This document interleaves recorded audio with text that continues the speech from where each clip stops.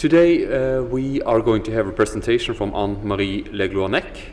She is a specialist in Germany, Franco-German relations and communications, the foreign policy of Europe and Turkey, and the European Union.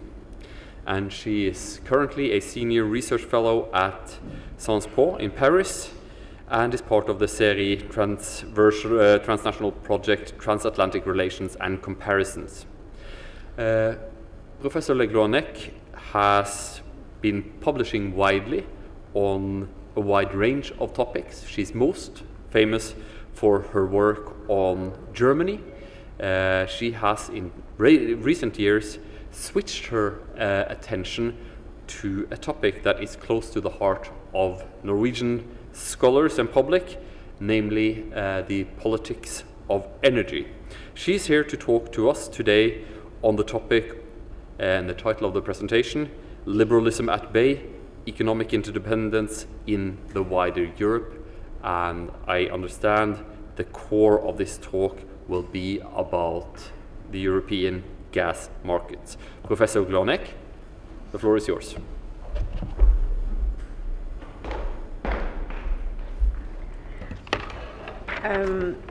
Well, I think where did we put your watch? Thank you very much. In the absence of watch. Thank you very much, Asle, for your kind words. Let me add maybe something. I didn't shift my attention, but I broadened my attention. I have not left Germany, but I have sort of broadened my attention because Germany is still very much at the core of this broader continent, EU-Russia relations, and EU-Russia gas relations that I have been concentrating more in recent times, finishing a book on the role of the European Union in Europe, on the continent, and turning more my attention more now onto gas relations. Am I speaking loudly enough? Because I know my voice is not very good. Is it loud enough? Okay, thank you. So liberalism and its much discussed influence on international relations are at the core of these spring lectures organized by the Nobel Institute. And I am very thankful to the institution. I'm thankful to all of you, to the director, to the previous director, to the research director, to the staff, and to this friendly audience, to my colleagues, to those who have come here to help us share thoughts. The environment is very congenial to share thoughts, to be working, not to be only working in an ivory tower. It's a wonderful ivory tower, but we get us also to get out of this ivory tower and get to know other institutions and other people in official ministries or places, etc. So it's very important. It has also been allowed me to get a very small insight into Norway, and I'm speaking not only about beautiful Norway, but also into a little bit of what is it to be Norwegian, what is Norway all about, politics, the past, understanding even the dreadful terrorist act which happened a few years ago and which didn't get exactly in that way from abroad. So putting Norway now more on the map, though it's very much on the map of peace and diplomacy in the world. It's not necessarily in the map of Europeans. So really thankful I'm thankful to all of you. So pursuing my introduction, I would like to tie it a bit to previous lectures by predecessors who have been delving into the well-known idea of liberal states do not wage war against one another. Several of my predecessors have dealt with the subject with much talent, force of conviction, saying whether or not this is true, trying to question the assertion. This is a very old idea which has haunted liberal minds for centuries. I would start with the French, maybe being just a little bit chauvinistic here and thinking of the Montesquieus and Physiocrates and Comte and Constant, but going over to the Scots, and with great pleasure, and to the English-speaking world. I'm not going to mention them all. Maybe a nice little thought for Sir Norman Angell and to Albert Hirschman, who is one of my favorite thinkers. The work of Robert Cohen and Joe Nye, of course, Joseph Nye is very important. The word of Michael Doyle, who unearthed Immanuel Kant and has made a presentation last week unearthing what, when I talk to my students, call a tsunami of analysis about the reasons of whether or not first about whether or not democracies do wage or do not wage war against one another, and the reasons why. Interestingly enough, the rise of these ideas, I've been mentioning the ancestors in a way, but also the rise, the notion of the trading state that Richard Rosecrans put forth, the notion of interdependence that Robert Cohen and Joseph Nye, all the striving of the liberal peace theory did precede the end of communism, and it preceded the end of communism and the demise of the Soviet Union, the demise of this empire by imposition. So there is one question which is not going to be at the center of my talk, but that I would like to mention in my introduction. Did interdependence and the emergence of a third current wave of globalization deal a fatal blow to the Soviet bloc? There is an impressive amount of literature here dealing with all the many reasons why the Soviet empire died of many illnesses, economic illnesses, the rise, or the challenges, the security challenges of the United States, human rights that Professor Moyne here mentioned in one of the preceding lectures. I will not concentrate on this issue, but on the years after the fall of communism. Or rather, what I would like to do is to ponder in the time that is allocated to me now, to ponder the question of whether or not the liberal states, or the so-called liberal states of the West, failed to embrace the post-Soviet world, and Russia in particular, as the Russian regime and Russian elites mostly contend these days, or whether Russia shut itself from the liberal world. In other words, there are some propositions, in particular one very well-known author, John Eikenberry, maintaining or asserting that at the time of the demise of communism and of the Soviet Union, there were liberal institutions to open up and to embrace the falling empire, as well as these liberal institutions have been able to embrace rising powers. The question is, has the West done so, or has it failed to embrace Russia, and if so, why? Or has it not? So it's a very vast question, and of course I'm going to try to focus on increasingly narrow questions. The first part of my lecture is going to be devoted is going to be devoted to this large question of, were there any broken promises? Because this is at the heart of a counter-narrative that has developed in Russia in the past decades or so, contrary to the narrative that was mentioning the liberal world embracing the former Soviet Union.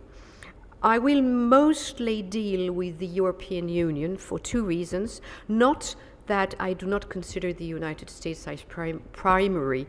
Of course, the United States is primary and has been playing a primary role on the continent and is playing a primary role on the continent as a European power, guaranteeing, and I say European power as one used to say during the time of the Cold War, as a guarantor of European security and of the security of the European continent.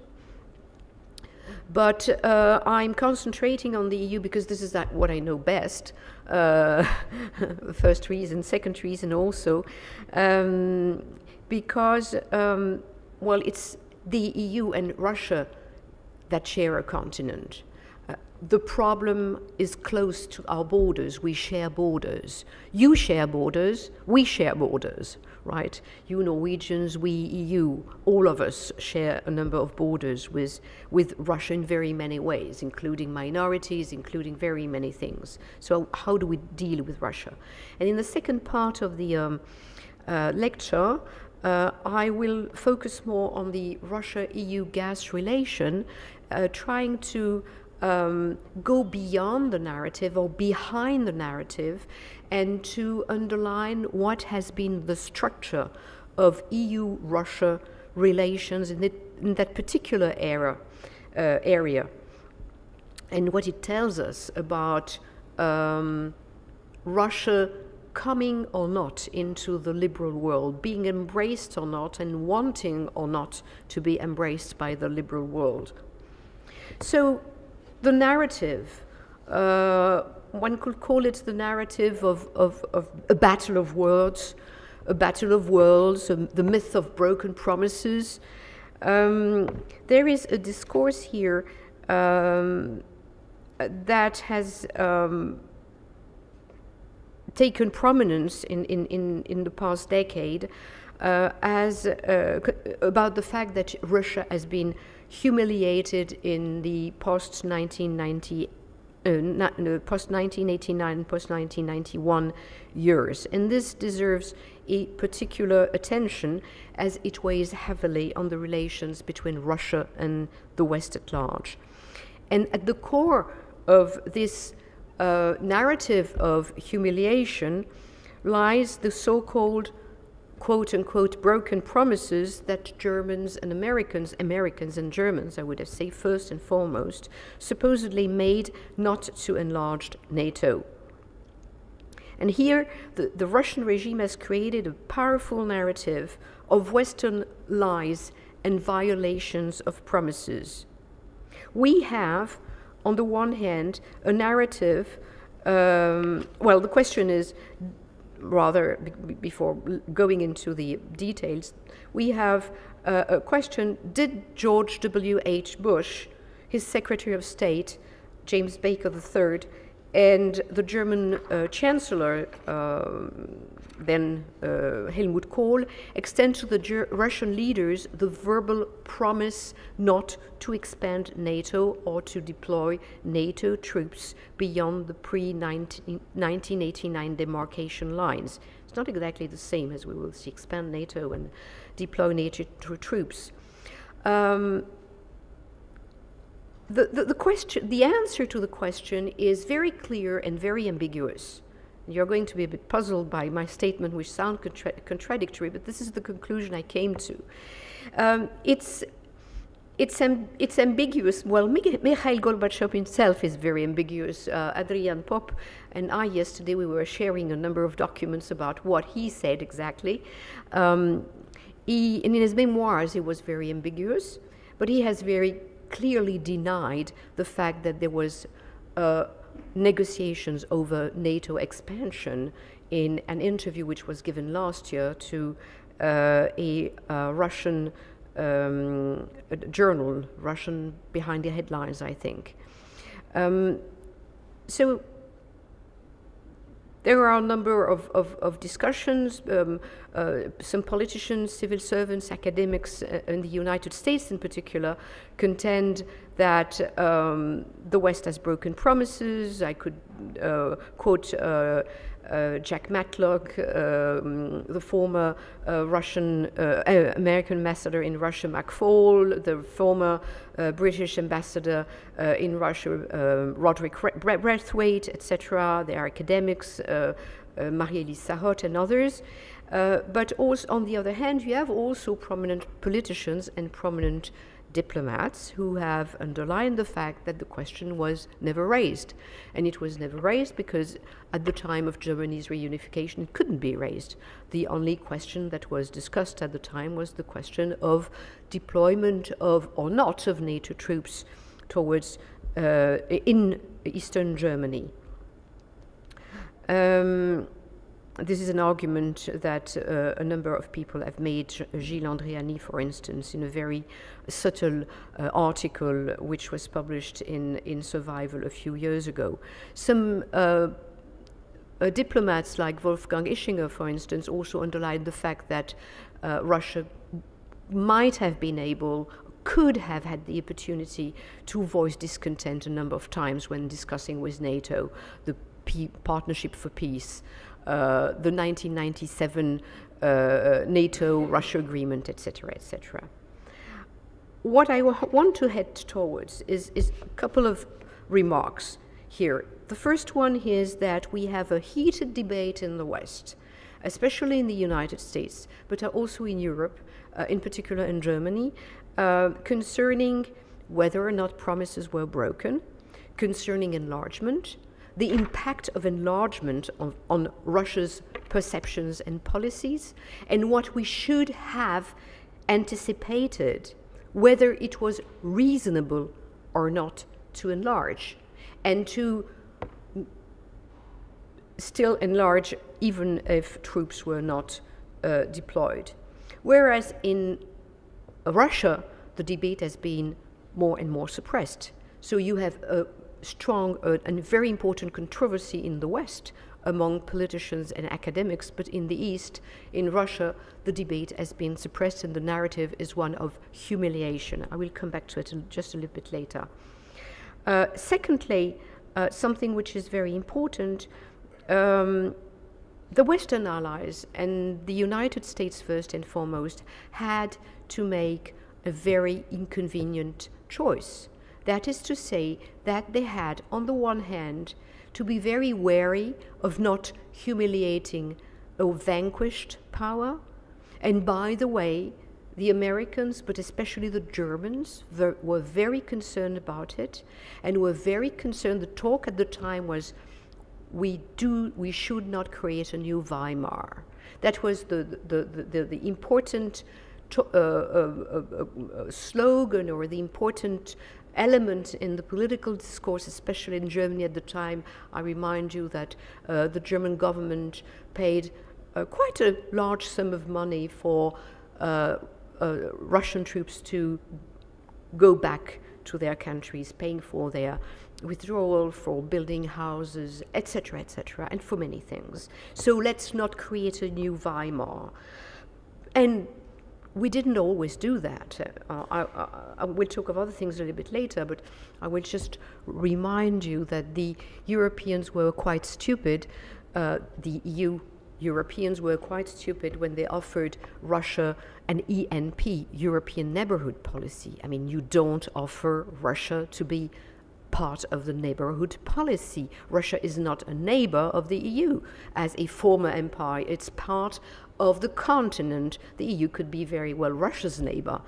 By the way, there is a footnote, something awkward about it, because at the same time Russia has been receiving money from the financial instrument of the European Neighborhood Policy. So there is some slight contradiction here. So this is the first element of the inconvenient choice, but at the same time, the same people in the West, the United States, the Germans, the French, others, well, the French not so much, but the Germans in particular and others were also wary not to let what I would call the states of the in-between the neighbors of the European Union and of Russia in the void. They were not only needing security guarantees, but they wanted these security guarantees. So what was to be done? To leave them alone, not to care for their sovereignty and security. So there was a choice to be made, and I think that to that extent there was not much room for compromise. It was a sort of either or.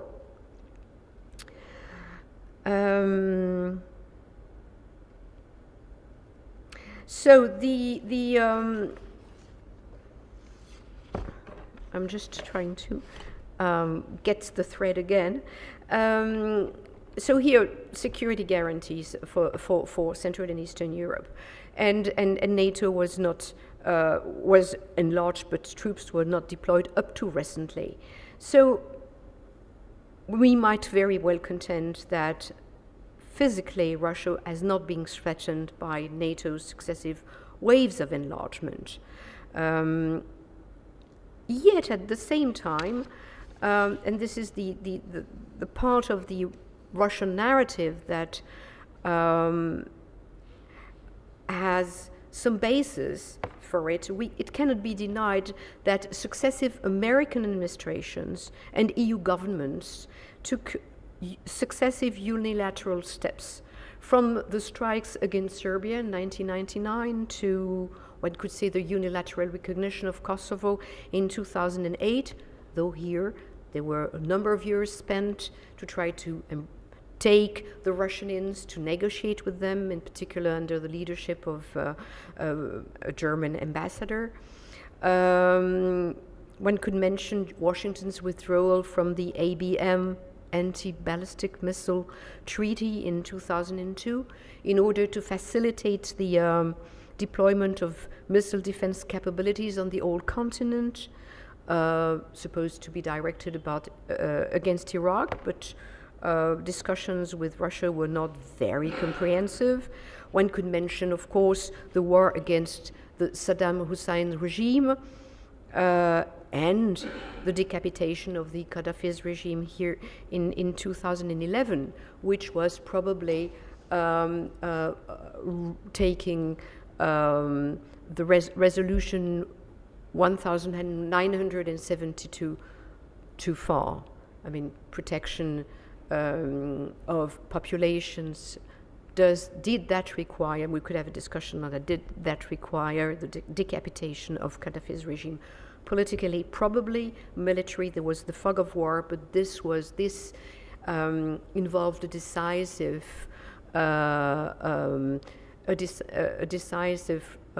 change in the way Russia would consider later similar resolutions, and I'm thinking of Syria.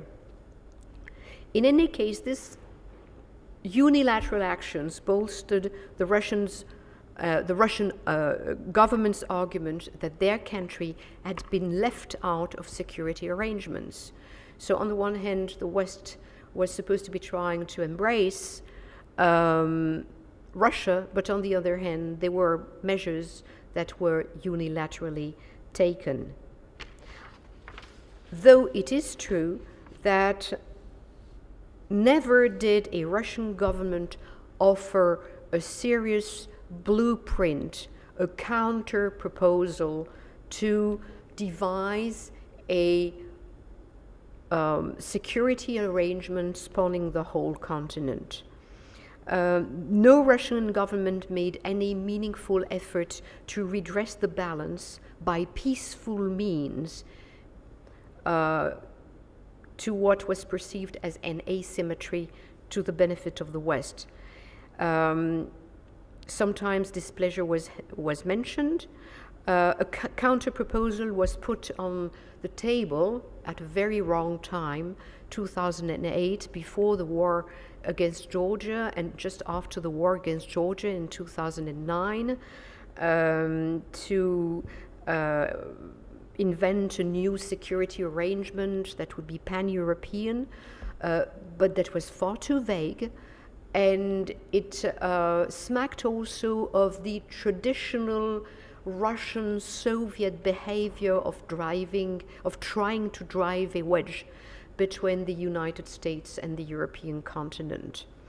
This proposal was not taken up. It was very loose. It was not a proper paper per se. A so-called Corfu process was set up to improve the efficiency of the OSCE, but the Kremlin did as best as it could to paralyze the OSCE. So the only way, and I think I must go on to my second part, the only way that the Russian government or successive Russian governments have been trying to redress what they perceived as imbalances created by the West, by the Europeans and by the Americans, was by illegal means, not by peaceful, thoughtful ones, from commitments made and never held in Istanbul in 1999 to the pressure before the Bucharest summit in 2008, May 2008, to the war in Georgia in August 2008, which was in a sense setting the stage for the battle over Ukraine and what it implies in terms of breaching promises on the part of Russians.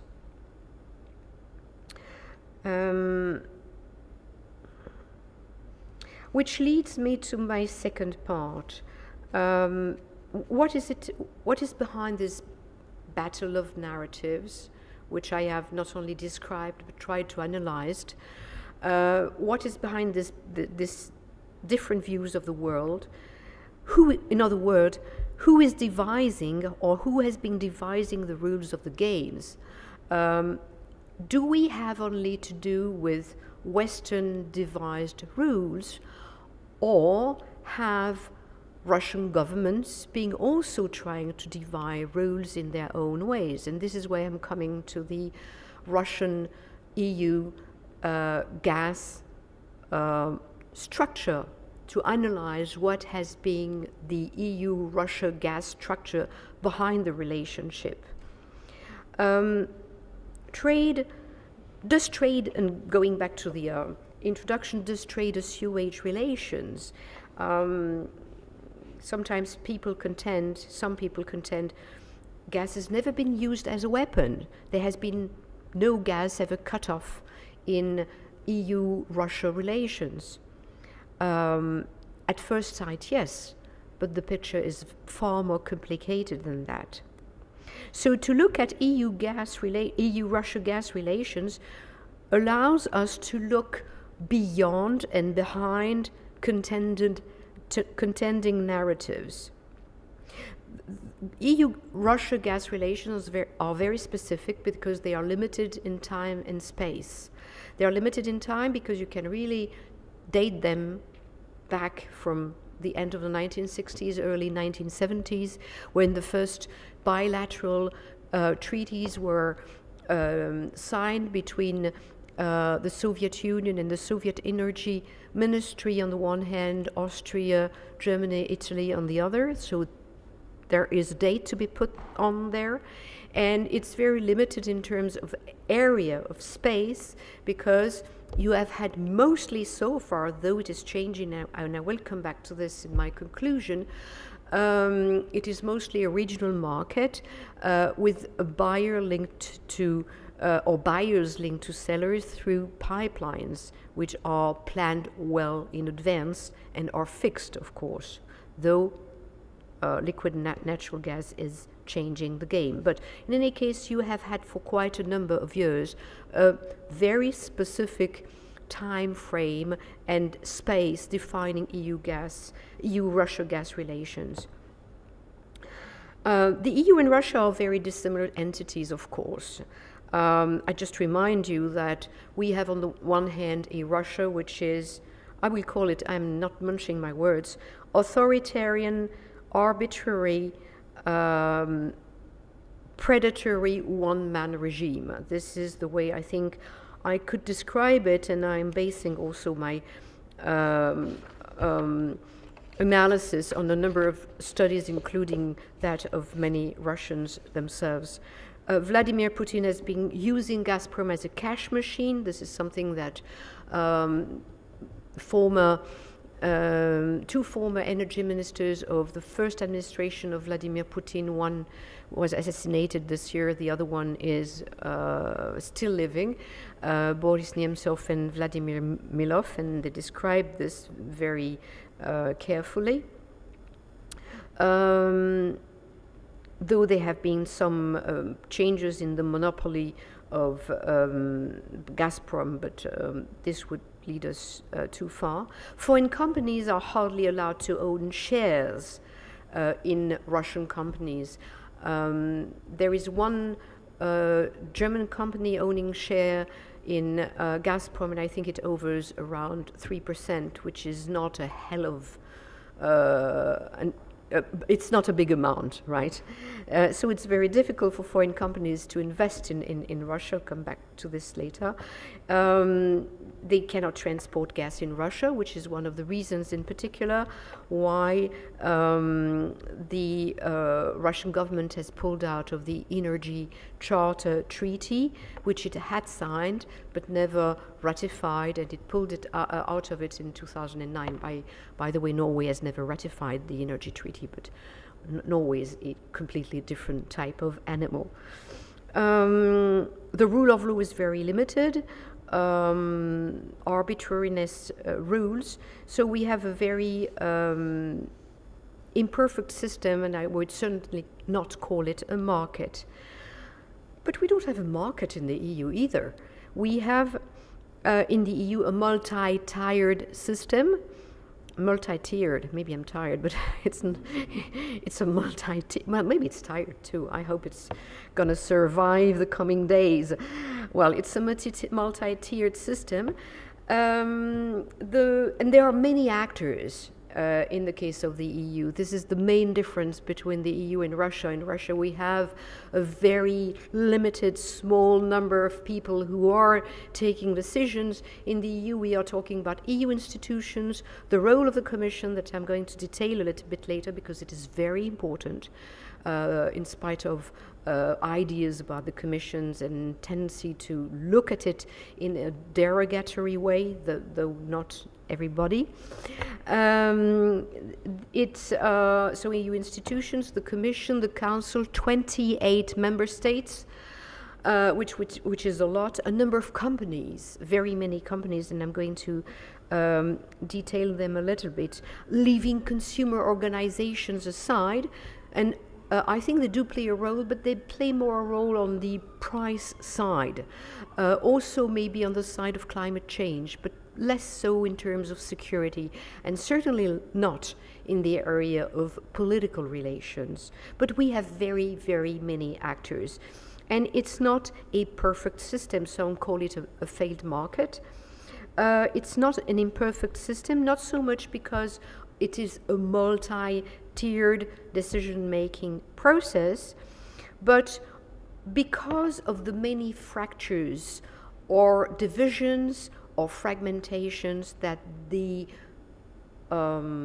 EU system shows in that particular dimension, gas, and I'm going to explain it. For historical reasons, path dependencies that actors have very well exploited. So what are the reasons? From the very beginning, this 1960s in particular I was talking about, major European or EU, later, energy companies were state-owned for a number of reasons, because of the importance of the welfare state, because they were public services, because some governments, like the French, deemed it absolutely necessary to develop industrial companies in areas they had nothing. If you remember, 1960s were a great time in France for having big industrial projects, sometimes with luck, sometimes without luck.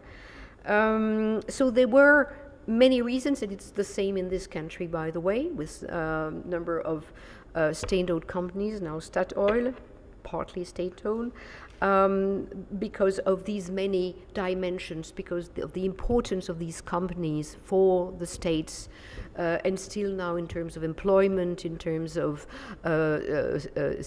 sovereignty over energy, over a crucial sector, and so on and so forth.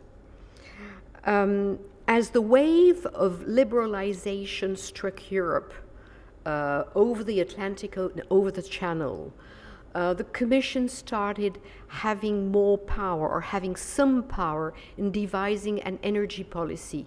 1987, I think, Single European Act with qualified majority voting, allowing to bypass some states. So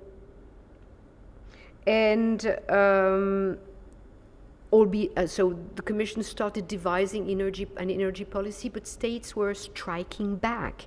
France and Italy in particular, but also Germany, were becoming increasingly strong players defending their national champions on the European market, within the European dimension, if I try to avoid the word market. They did not necessarily share the Commission's purpose to create a liberalized energy market, but rather catered to their industries, economies, consumers, employees, companies, and companies in turn were catering to employees, clients, increasingly shareholders. So also here I'm wary not to use the word national interest, because this is something you really have got to sort of unpeel like an onion, and you find so many different reasons behind our sectors. I mean, if we are talking about France's energy interest, we are talking about what? Are we talking about consumers? Are we talking about companies? Are we talking about employers and employees, about stakeholders? There are very many dimensions about that. And there is still much room to look into details at these particular relations that have developed over time and are still developing between states and their national champions. And this varies from country to country. I mean, this is not the case. It's not the same story, whether it's Italy, whether it's France, whether it's Germany, suppose whether it's Norway or the UK. So there is a whole area here which is still, I think, underdeveloped in terms of analysis. Historically, too, some of these states and state-owned companies, these national champions in Austria, Germany, Italy, later in France, established particular relations that I mentioned earlier with the Soviet Union and the Soviet Ministry of Energy, and signed these bilateral treaties at the end of the 1960s and beginning of the 1970s. And these relations were what I would call, for lack of other word, fairly innocuous. They were, it seems to me, relations really between a buyer and a seller. But over time, they grew lopsided because of history, because of events and the accidents of history, and because of the way the Russian regime was masterfully used the hiccups of history, this time funnily reversing, as I will say, the discourse about humiliation. So, history, over time, these relations between the Soviet Union and the Soviet Ministry of Energy, later Russia, the Russian regime and Gazprom, and companies in the West, which were fairly innocuous in the beginning, these ties developed, were consolidated. I suppose very many: economic, financial, certainly personal. Of course, they change, people change over time, sheer biology, but they do change. I mean, that was quite impressive to see how the death of, what's his name again, last year in Moscow was received, I mean, this French director of Total, his name escapes me right now, but the way his death was commemorated by the Russians, a lot of personal ties. I would suggest certain similarity in cultures, monopolies, hierarchies. I would suggest, more daringly, connivance, in certain cases corruption. I will look at this or hint at this a little bit later. But in any case, with the events of 1989, 1991, and the demise of the Soviet Union, we have had a totally different picture, because with the demise of the Soviet Empire, we have very different kinds of buyers inside the European Union. We have these major states in the European Union that I have mentioned, who are very important in terms of resources for the Russian budget, make part of their resources, that is to say, also are part of the resources of the president, also have ties, other ties in terms of trade. We can go back to Germany, which is a very special case. These states are not dependent in absolute terms on Russia and Russian deliveries in terms of gas, but certain sectors, certain companies, those I mentioned, are dependent on Russia. So to look at the whole picture globally doesn't mean much, but we have to look at companies, we'll have to look at sectors. Think not in another sector, but it also brings some food of thoughts, the Mistral. We've sold a Mistral, maybe 2 or 3, but we have sold one at least to the Russian regime, but we haven't delivered it, which means that we have got to pay back, which is a hell of a lot of money, right? And not building others or not selling others to Russia might cost a number of employments. So we have here very serious problems for a state which has specifically financial and budgetary problems. So certainly at a global level there are no dependence, and rather Russia is depending on its gas exports to these countries in terms of resources, but on the other hand there are ties, and there are certainly specific dependencies or very strong interest of certain sectors to maintain them. But on the other hand, we have now, with the latest rounds of enlargements, 2004, 2007, a number of smaller dependent states depending on Russian gas deliveries for their daily consumption, industry, consumers. Remember Bulgarians freezing in 2009 when deliveries were stopped to Ukraine, Russian deliveries were stopped to Ukraine. And here we have different kinds of behavior. It may lead either to the northern tier of these states, the Baltics and the Poles, insisting on their independence, the Poles trying to push for an energy union. I will come back to this later in a minute. And on the other hand, we have Lithuania is very important, and writing its independence from Russian gas, or the beginning of its diminished dependence in very political terms.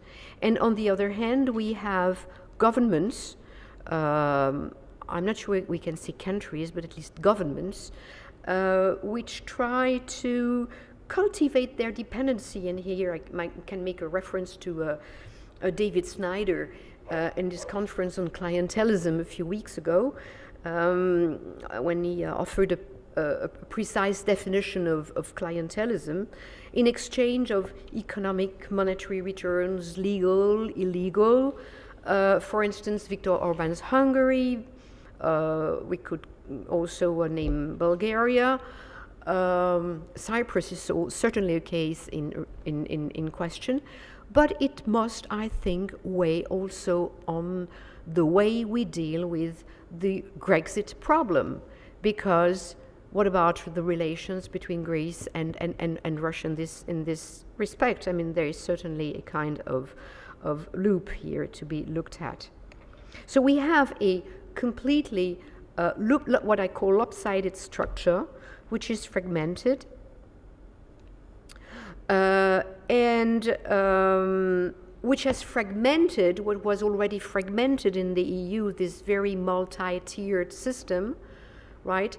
Fragmented between various actors, but now fragmented along also national lines, east-west, or north, east, south, east, Western Europe, the Central European, I mean, the Western European states, Germany, Italy, France as a kind of pivot or hinge playing an important role, and other states also.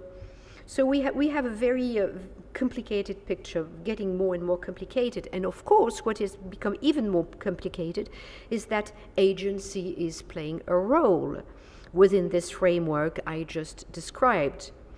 Individuals, societies, government play a role. And in particular, Gazprom and the Kremlin have been very clever at systematically dividing the European market and buying in the European market to manipulate a number of important economic and even political issues, in particular, but also economic issues, which undermine even more what cannot be called an EU market. Of course, there is an economic dimension to it. When you buy into a consumer market, you try to sell products which have more added value. So it's more interesting for you. You are not only selling crude resources, but you are also selling products with an added value, so you get more into your pocket. That's very rational economically, from the economic point of view. Building further transportation system like Nord Stream, for instance, is also very logical because it avoids paying royalties to, for instance, a country like Poland, which was very upset, by the way, because it was losing royalties with Nord Stream. Or it may avoid a country like Russia to ignore the vagaries of unreliable regimes such as Ukraine, which has really been the case. Yet I'm not sure that the Kremlin's rationale or Gazprom's rationale, or if they are to be conflated, which is not entirely sure, go far, remain only, or can be analyzed only in terms of cutting down costs, ensuring security of supplies. I'm trying to explain why. I mean, joint ventures have been created with Germany very early on.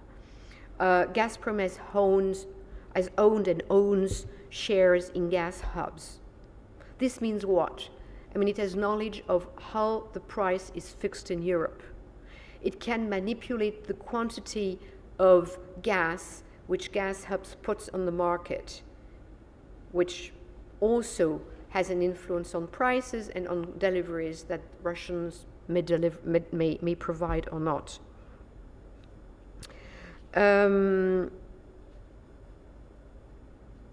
Prices. The prices is not always to be explained in terms of economic rational. There have been a number of tables circulating in well-known magazines like Forbes or in academic papers showing that the prices paid by Belarus and by Lithuania have been very different. Though in terms of geography, this is very difficult to be explained. How much time do I still have? I know better than you. It's 3:36, so I'm getting close, right? No? Yeah. Okay. So the Gazprom has also been systematically buying the transportation system in neighboring countries. So as you see, when academics or politicians, or academics too, I mean people of all sorts, contend that the gas weapon has never been cut off, has been never used. Actually, it has been, but not gas being cut off, because it is absolutely necessary for the Russian budget or the Kremlin's budget, but it has been used in other ways, right?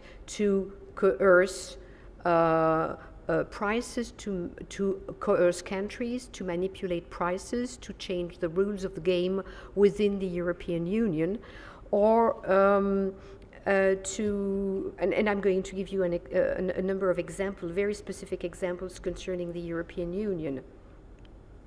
Swapping shares, which is something that the Commission is at, and I'm going to detail it. Swapping shares allows non-transparent deals, that is to say corruption.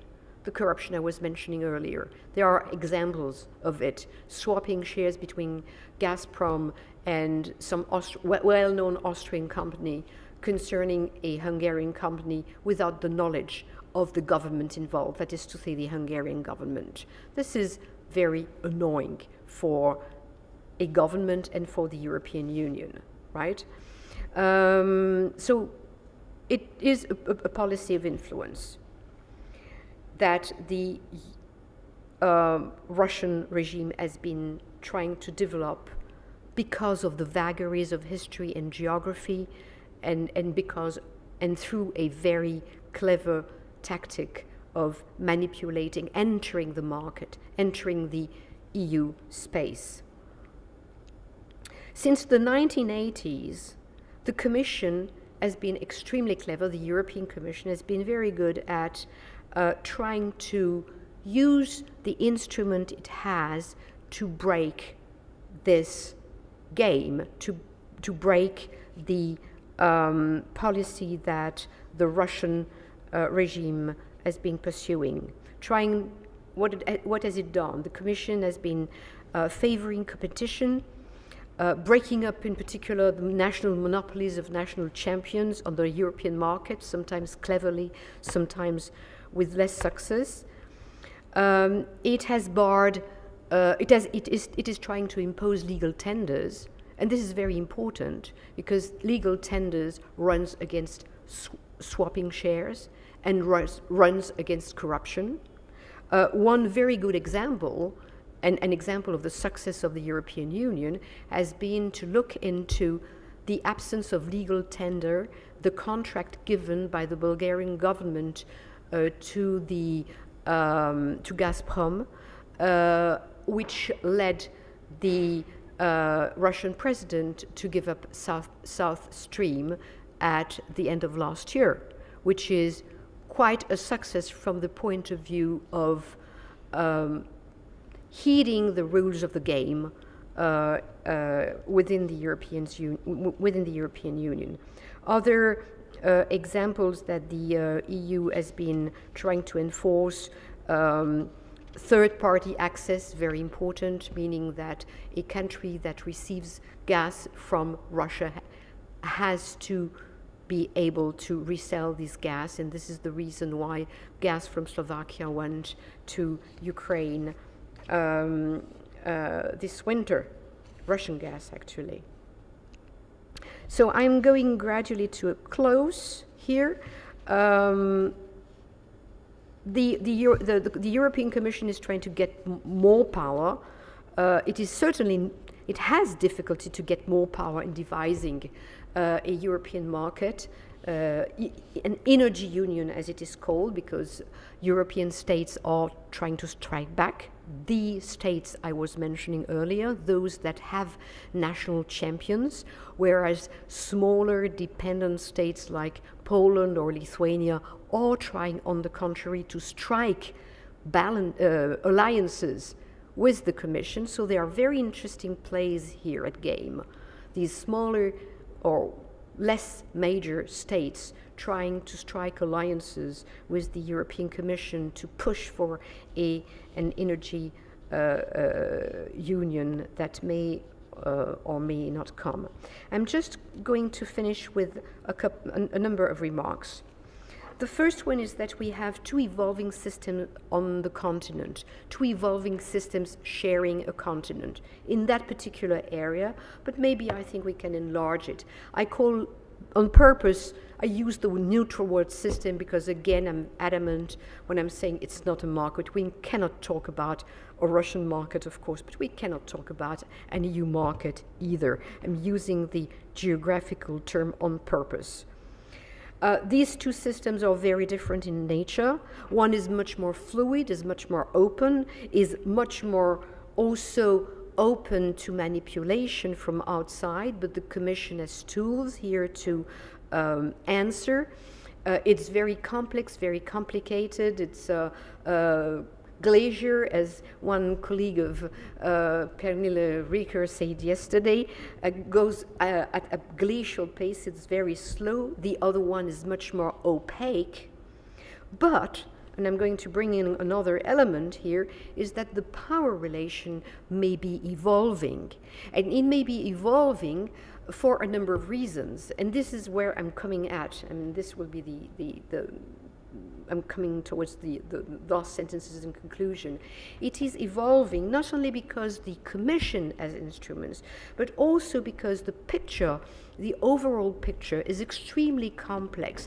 I've spoken about the EU-Russia relations, but there are so many variables that are coming in that are also global, talking about LNG, liquid natural gas, talking about other kind of gas like shale gas, other forms of energies, renewable or not, and what all the technical aspects that may entail.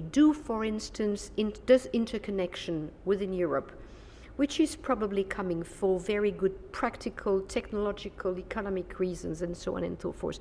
Is this going to bring more of a coherent European Union that might lead into that direction? What I want to say here is that it's far from sure that that very clever system that the Russian government has been manipulating in the past 15 years probably, this has been really in the making for quite a while. And this is completely contrary to the poor unclawed bear that Vladimir Putin has lamented a number of times, right? I mean, contrarily to what this clever policy of the Russian government has been, we may be seeing a picture that is totally different and probably not favoring the Russian government. I'm not even speaking about sanctions that we may discuss or talk about in the discussion. I didn't do it on purpose. So my last sentence is going to be the following. There are so many variables. So in coming into the picture, how can we have a fairly clear argument about the role of trade, whether trade is assuaging conflicts or not? What can be the role of trade politically? Right? When we have so many variables, including, I left aside the emerging powers, the role of the United States, the role of Asia, etc., so many geopolitical, political, technological variables that too often political scientists and historians leave aside, not all of them, but some of them leave aside. We have here a very, very complicated picture. So, and I will leave it here at this point. I hope I was not too long.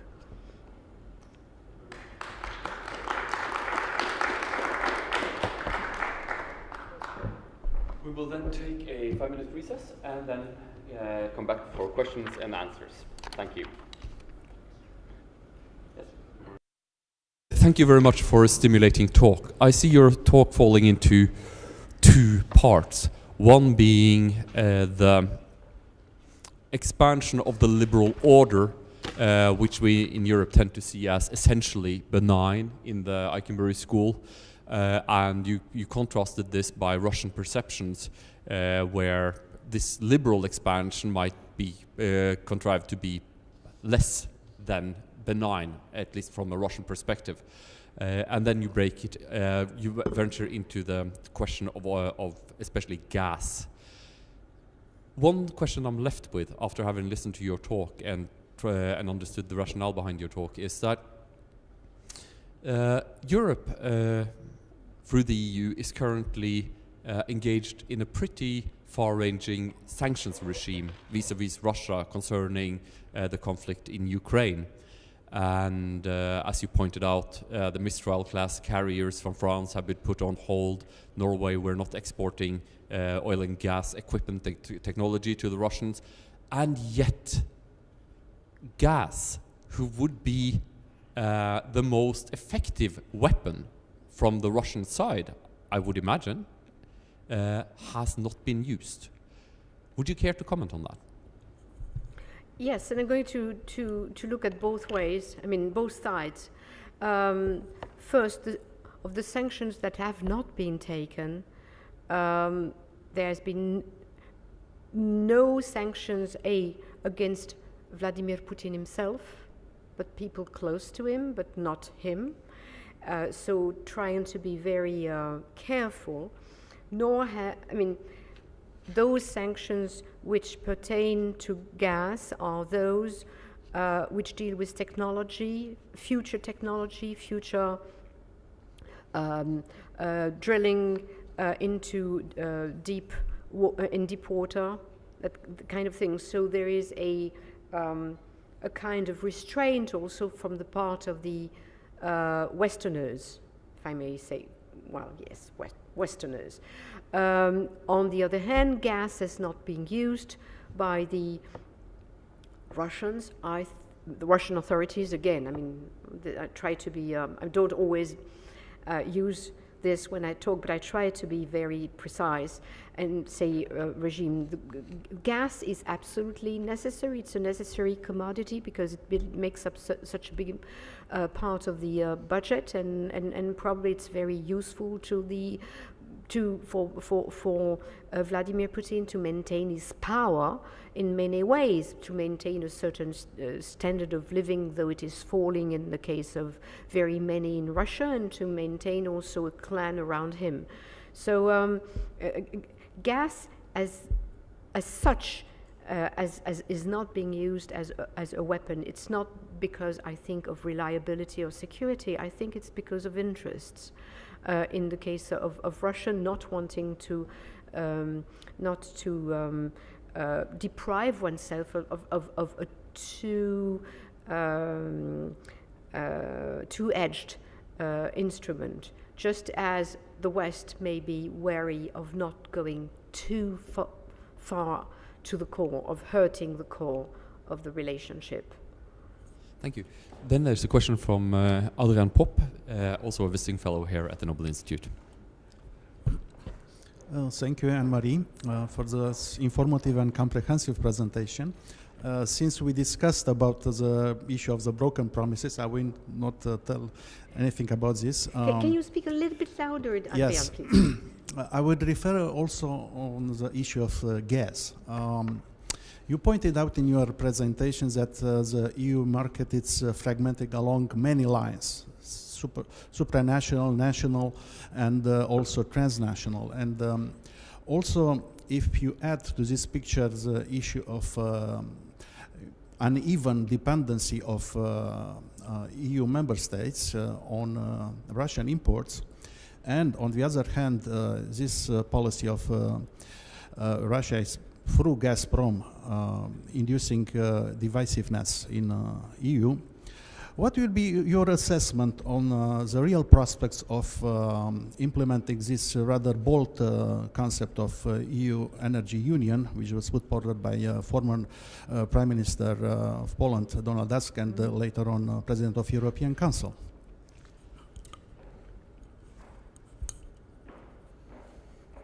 Your question was how, to what extent it's possible to implement it? Yes, what are the real chances, yes? The chances of implementing it. I am both skeptical and a little bit optimistic. I mean, there might be a silver lining on the horizon. I'm pessimistic because the propositions of the Commission have been going much farther to what has been adopted than what has been adopted by the European Council. Actually, by the way, I mean, it's good to underline that Donald Tusk was behind the energy union. Also, there was a former president of the Commission, Jacques Delors, who was behind it. I mean, on the whole, it's a whole story coming new, but much more ambitious. This is why there is this ambitious name of an energy union, which sounds absolutely grand, fantastic, etc., and may raise maybe too many expectations. Anyway, what the Council has decided is not going as far as the Commission wants, because the European states want to retain, these major states that have their national champions want to keep their sovereignty, want to be able to decide in a number of ways, and in particular to decide upon their energy mix, which is one of the main issues. So far, the decisions that have been taken are going not as far as the Commission wanted it to go. So it's really step by step, very little. There will be setbacks. I'm sure that's going to be difficult. The silver lining is, and again, I must confess, this is something that I should be studying more. I don't know yet the answer, but I wonder to what extent technical evolutions, such as the necessity to implement interconnections, to build connecting grids in the European Union, particularly the one which is being created within the Baltic states, that used to be a sort of island, energy island, isolated. To what extent this is going to help create more togetherness, I don't know. But it's, here I see the problem as being first and foremost between the Europeans themselves, and because of fragmentation of what is not a market, and states and national champions having different kinds of interests here. Even if the, I mean, Russia or no Russia, this is an EU problem. A problem that the EU is creating itself. The disconnect between the Commission and the Council, that's a major problem. And it will stay, of course. Jarle Simonsen, Professor of History, University of Oslo.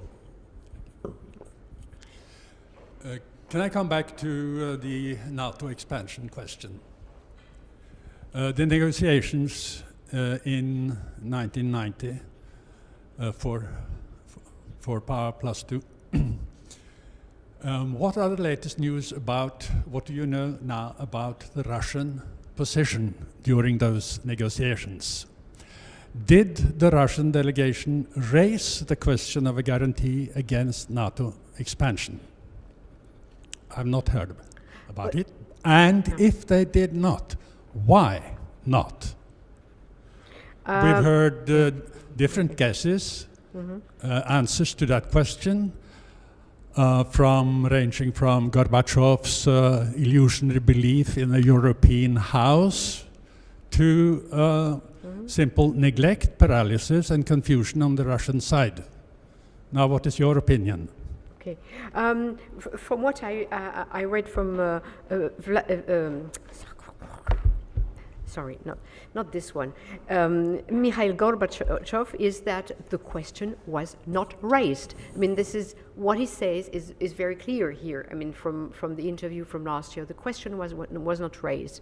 I think there is a clear answer to that, and then comes the ambiguity, right? The clear answer to that is it was not raised because, I mean, they were talking about Germany. They were not talking about the rest of Europe. The Warsaw Pact was still existing. The configuration, I mean, the Soviet Union had not imploded, right? We had a completely different setup. So that I think that is the clear answer. Now, the ambiguity is, it may be, and it's it's a hunch more than anything else, and I'm not a Russia specialist to that extent. And again, from what I've read, there are so many different kind of views, right? But my hunch is that also that the Soviets at the time, or Mikhail Gorbachev, thought that a European house might be constructed at one period of time. He was very much believing in the OSCE, which didn't produce much. So there was a, you know, sometimes we speak about constructive ambiguity, and this time I would speak about destructive ambiguity. There was a kind of destructive ambiguity about the exact, well, the terms were clear. I mean, NATO would expand till the East German border, to the German-Polish border, which was going to be defined, right? Settled, definitely. But no troops were going to be stationed. This was repeated, by the way, in 1997 in the NATO-Russia agreement. I mean, that no troops would be stationed.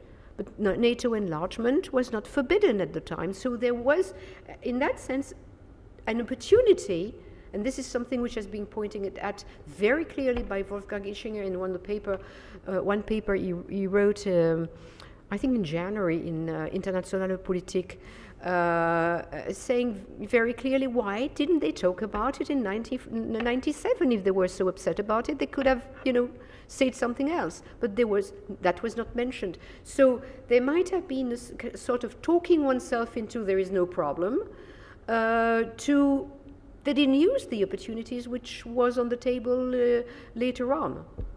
So these are my several responses. This is one response, but the several steps of my responses. 2 plus 4, 4 plus 2, whatever. I mean, this was not the question. The question was not raised, but it could have been raised in 1997, and it was not raised in 1997. Then a question from Pernille Riker, who is a senior researcher at the Norwegian Institute for Foreign Affairs. Thank you. I just want to ask you, to what extent you think that this crisis that we have seen over the past 1.5, 2 years, if this crisis will kind of lead to some kind of change in the very security or very identity of the EU as a security actor?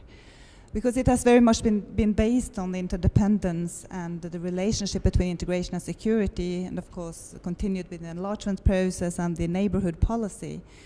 But now we see that these have kind of reached its limits. So do we see the kind of the development towards a smarter EU security policy, in a sense, with a greater balance between the integration logic, the energy policy and foreign policy? Sorry, repeat the last sentence. The kind of a better balance between the integration logic for security, energy policy, which has been kept apart from security also in the EU, and foreign policy, with foreign policy instrument being more included into a new and revised neighborhood policy. I mean, the crisis that started in the winter 2013-2014 is certainly, I mean, is a major game changer. So many people have underlined it. I mean, this is not only a revision of the post-1998, post-1990 European order. It's also a revision of the Helsinki agreements and all sorts of, first and foremost, Helsinki agreements of 1975. No violation, no change of borders by force, or no change of borders. I think this has seeped down in the minds of very many, though again, we have differences between countries. And we were talking over lunch about cultures and political cultures. We don't know exactly what it is, but they do matter. It depends whether you are a Pole or or an Italian. I mean, you have completely different views of Russia because of so many things, including history. Even though you recognize that there is a major problem with Ukraine. To what extent is this going to change the EU as such? This is very, very difficult to know.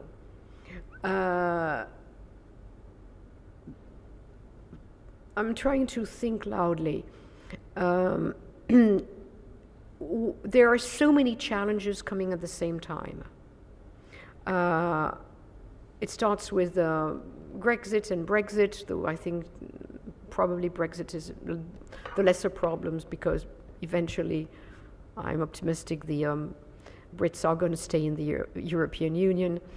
But Greece has also, as I said earlier, something to do with Russia. There are so many problems coming together. At the same time, plus migration. I mean, don't forget migration. We haven't talked about it, that wasn't a topic, but I mean, we have so many people coming to Italy again, I mean, and with no quotas. So we have a major problem within the Economic and Monetary Union. We have a major problem within the Schengen Union, without mentioning the, what did I want to mention? The CSDP, of which I say died in the sand dunes of Libya, the common security and defense policy. What can come together? One thing is that energy is at the crux of so many things at the same time. Energy deals with, of course, consumers, but it deals with industry. Not only the energy industry as such, but it is a product for other industries. It means it deals with competition. It deals with the standing of the European Union in the world. It's a bad translation for the German word Standort, for the position of the EU as a future industrial hub. Maybe that could be a nice translation for the future. It deals with and it deals of course also with security, because it might eventually, if we were serious, reduce these dependencies. I've been very many complicated asymmetries, various asymmetries that do not compensate one another and that really do fragment the European Union. If we were serious about the energy union, that could be, I think, something far more important than CSDP. I was working at the time of CSDP when it started, Saint-Malo, 1997. That was the first milestone on the road to nowhere. I was working at the Ministry of Defense, and I remember my boss saying, "This is and he was convinced about it. I mean, very clever man, by the way. He was convinced about it, that it would be the major dossier, the major aim for the European Union for the years to come. And this has got lost in the sand dunes of Libya. I mean, reminds me of our favorite book, Aslers and I, The Desert of the Tartars by Dino Buzzati, leading to nowhere. But energy, even with the term union, which I do not like because I think it raises too many expectations, I think it is so much at the crux of many things. And add to this, the Commission has power. Even it has shared competences. It has very many instruments that it can use as a commission. I mean, legal tenders, monopolies. I didn't mention that in the course of my argument. The monopoly inquiry into Gazprom. My God, I mean, it's not political. I mean, it has done it against Google and Microsoft. It's doing its job as a non-political commission, the way it has to function. It has very powerful instruments, but the states are going to strike back as much as they can, except if the French are getting weaker and weaker. Main problem might be Germany, because Germany has got now a taste for sovereignty. It likes it. She likes it too. The current chancellor likes power. That might be a major hindrance. So I have the hard time giving a yes or no answer, but look for it. I think this is a very, worth looking at it in the future. Then a question from the director of the Nobel Institute, Olav Njølstad. Thank you, Anne-Marie. I would like to go back to the question of why hasn't anyone played the gas card, so to speak? Why hasn't gas been used as a tool by either side? And isn't the situation rather that neither Russia nor the EU is in a position to use this card, because they are in different ways so dependent on the gas streaming, continuous streaming. The EU has no real alternative option. When the gas pipelines were planned to begin with, we know that the United States encouraged Norway to say we will be able to increase our gas production and export to the continent. And the answer was no, it will not be possible. Mm-hmm. It will only be a marginal expansion. Mm-hmm. So there is no real alternative, it seems to me, for Europe today, as long as they are dependent on gas to the extent they are today. And of course the same is the situation on the Russian side, because gas isn't something you can export everywhere. You need the pipelines, you need these very, very costly pipelines to export. So it's not easy to switch to another customer. So my question to you is this only a kind of phony question to raise? Why hasn't anyone used the gas weapon, the gas card, play the gas card? And the follow-up question, of course, is how would you think the card should have been played by the EU, if possible? And finally, I would also ask you to what extent is the gas sector under complete control by Putin, by the Russian regime? The oil sector, gas sector, of course, in Russia is very complex, and is it under total political control? I mean, is it under complete political control? My feeling is that one of the problems the Norwegian gas and oil company Statoil experienced when they were involved in the Stockman exploration project was that they didn't really know who they were dealing with on the Russian side. So to what extent is Gazprom and others under complete political control? To the first question, I think you've answered already, and I completely agree with you. I mean, in that, and then it goes back also to the discussion that we had the other day over my research paper. Gas has not been used as a tool precisely because both sides need gas in different ways. I mean, for different reasons. One needs gas as a source of money for the budget and for securing power, and the other one needs gas for its industry and its regional market. And I think you've defined it perfectly well,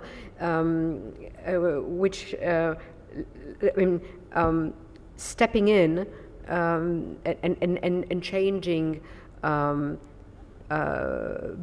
buyers is very difficult, or sellers is very difficult. At least Norway has become this term, the first importer of gas of the European Union. I'm quite happy about it.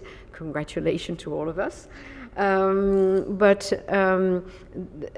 mean, turning to other buyers is very difficult, like China. I mean, the China deal doesn't seem to have been very beneficial for the Russian president. The price is said to have been far more down than what he was expecting. The deal with, or the so-called deal with Turkey, the Turkish pipeline, is not exactly a dream replacement for South Stream, which had to be given up because of the Commission's inquiry. So I think you're perfectly right, and I think here you are echoing what Asle was saying on concerning the research paper. In a sense, it's a little bit like nuclear weapons. I mean, there are things you don't do. You stay beneath a certain kind of limit. There are things that you cannot use, or you are not ready to use because simply you cannot use them. And even the sanctions. I mean, the sanctions have been targeted. Right. The problem, by the way, is that more than half of the population in Russia, according to the Levada Center, thinks that sanctions are not targeted but hitting the Russian public, which is quite worrying.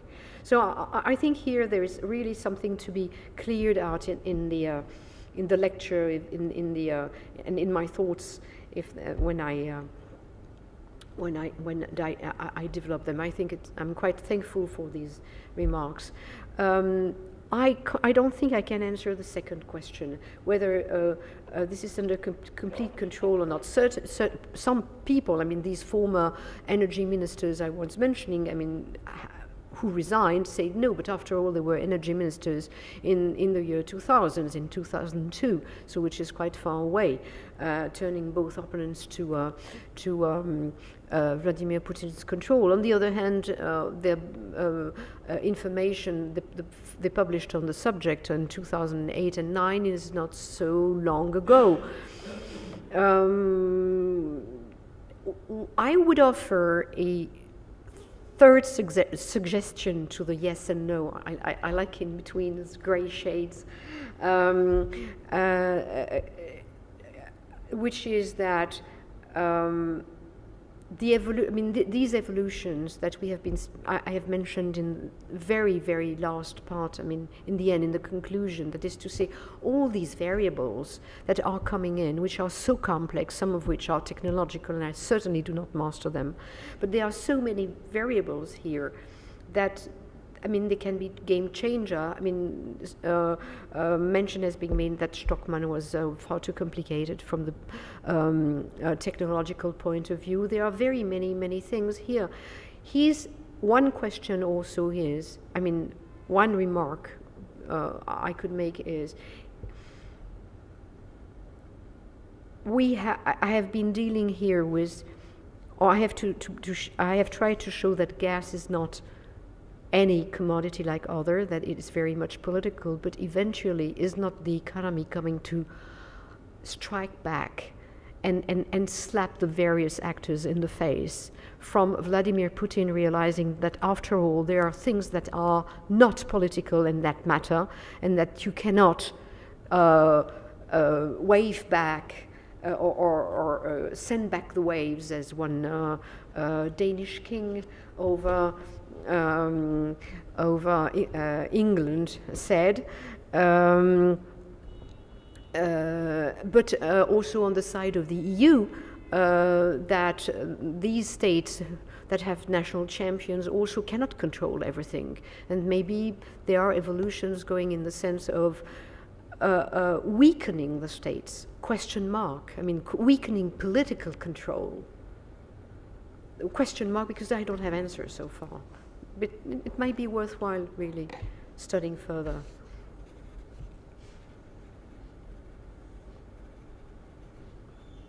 Then a question from Geir Lundestad, Professor of History.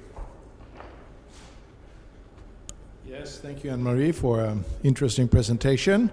Your argument came in two parts. On the first part, on NATO expansion, I agree entirely. The counter question, of course, can we imagine what the situation would have been if the Baltic states and Poland had not been members of NATO?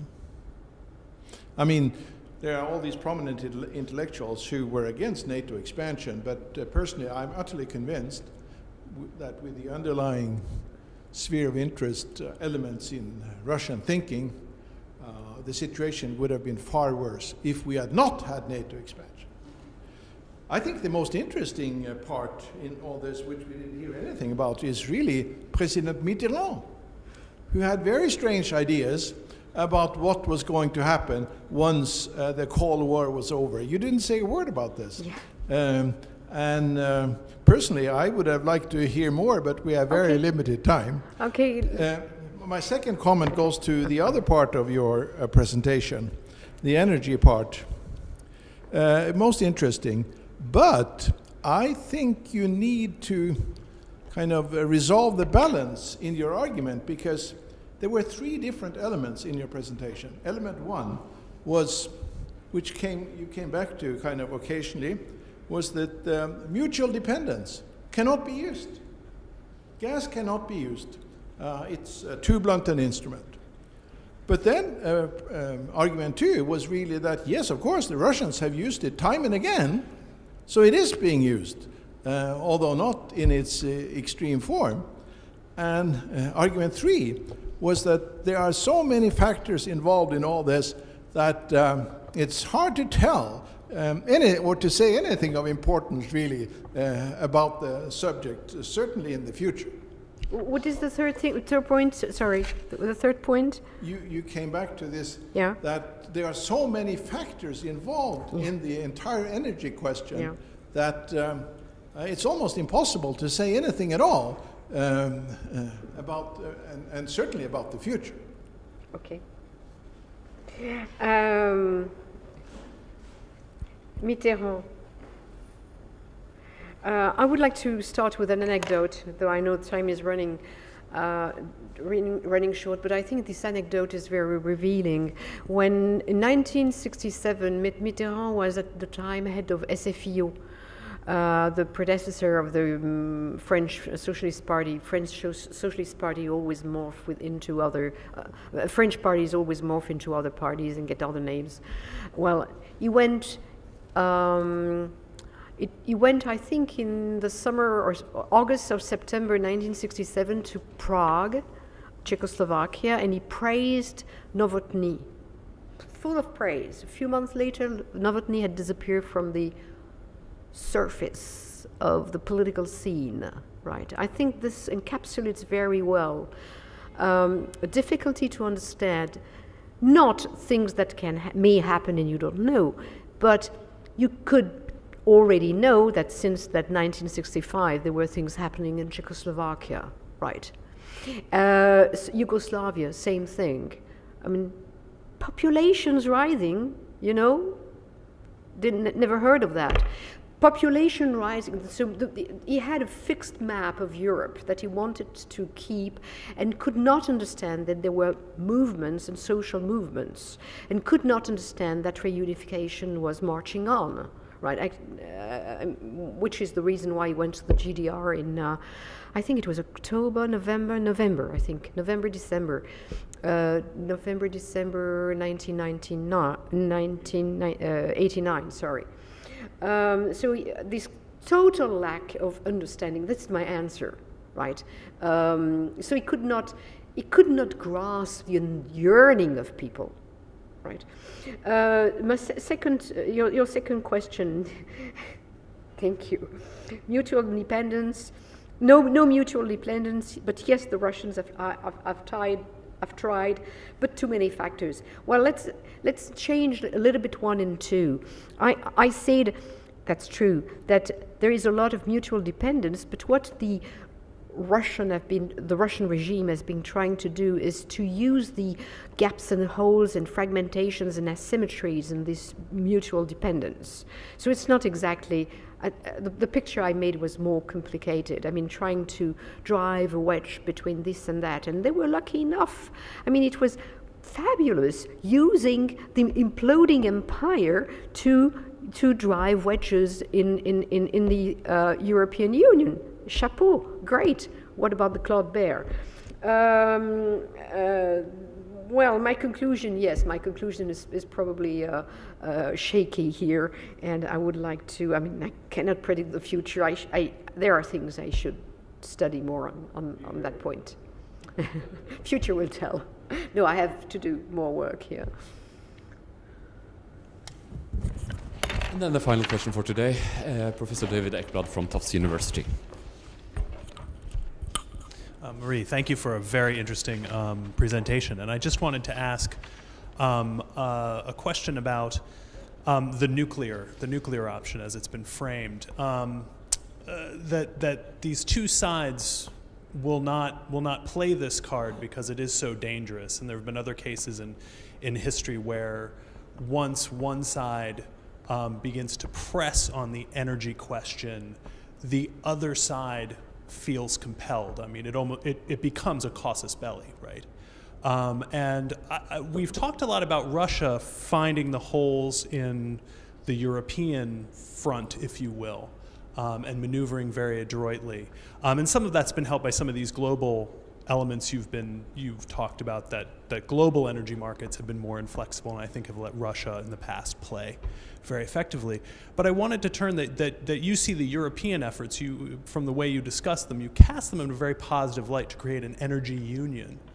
But could we look at this differently? And I wanted to ask, because there's some vagueness on my side. If the Europeans are successful in creating an energy union that's facilitated by technological change in global markets, you talked about LNG and fracking and other things. If the Europeans create a energy union that perhaps for whatever reason turns, and I know there are a lot of what ifs in this, but turns its back on this regional relationship, right, that is in some ways stabilizing, I mean, as you discuss it, could this be perhaps not the nuclear option, but maybe the road to Hiroshima, in the sense that the Russians might see this as a very dangerous and destabilizing act from the terms you've laid out?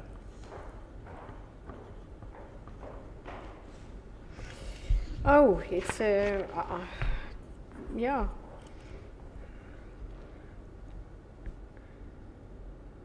There is certainly, I mean, I was going to say the Russian psyche, sorry, the narrative that Vladimir Putin is propagating, and anchored partly at the very good book that was published recently in France on the, I can't even remember his last name, Michel Ilyatchev, a philosopher, showing the sources that, philosophical sources in Russian history that Vladimir Putin is resorting to. So, I mean, his narrative and the historical cultural background on which it is resoning, cherry picking cultural elements. What did I want to say here?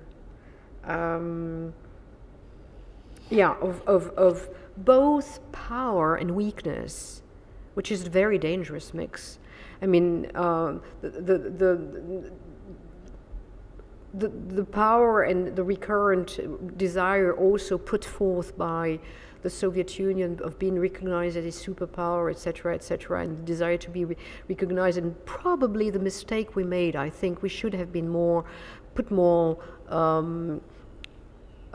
more flattering towards the Russians in the 1990s. I don't know if it would have helped much, but maybe some more flattering maybe would have helped a bit.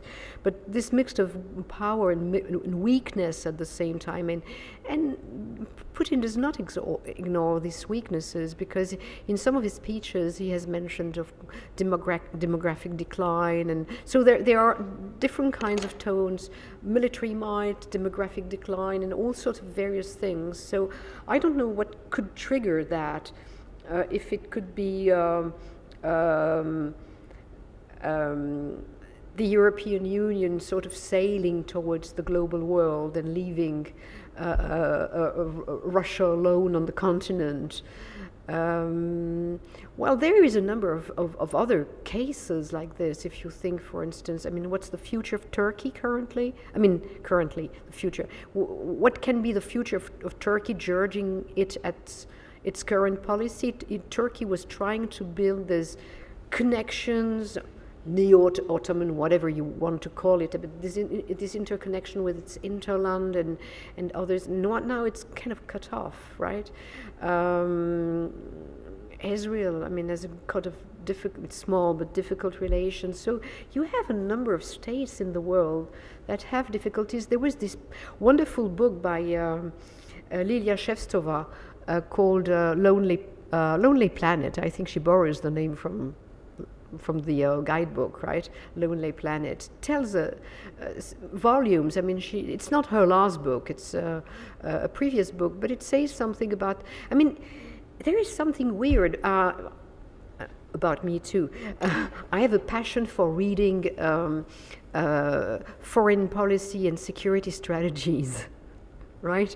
When you read those foreign policy and security strategies of Russia, it's very weird compared with the United States, even the European Union. Well, the European Union is only friends, strategic partnerships. When you look at the French, they friends, etc. The United States, friends, foes, whatever. The Soviet Union, Russia, no friends. It doesn't talk about it. It's very, very strange. Actually, yes, that's true. It's a world in itself. So I'm just musing, but there is probably something to look at here.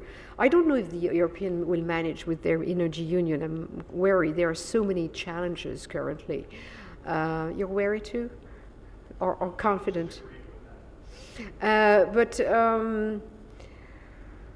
But the question is the future of Russia, whether European Union or not. Is it a lonely planet? It seems to me. It's certainly not the Chinese that are their friends. Ladies and gentlemen, please join me in a round of applause for Anne-Marie Gloannec.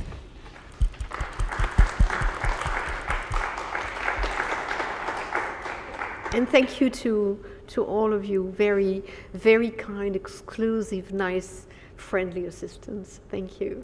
Sterling. And next week we will have our next and final public lecture for this season, when Adrian Popp from the University of Bucharest will give his presentation. Join us then. Thank you very much.